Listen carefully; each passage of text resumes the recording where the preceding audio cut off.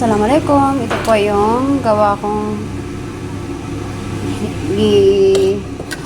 durog na kwan. Durog na chicken breast. Then, ginisa ko yung sibuyas, bell pepper, garlic na konti, tapos karibata ang tawag nila, yung green na dahon.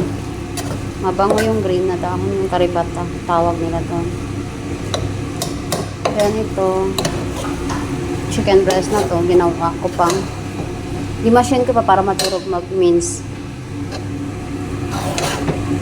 Ito yung ipapapalaman ko sa basbusa ngayon, chicken sambusa. Hindi basbusa, sambusa. Tapos meron kusbara, bakdonis na nilagay. Tapos naglagay din ako dito ng black pepper, salt, of course, at saka soy sauce seasoning Maggi. Para naman medyo maamoy-amoy naman. Mabango kasi yung seasoning na Maggi. Ayan siya. Papalaman natin. Malapit na ito maluto.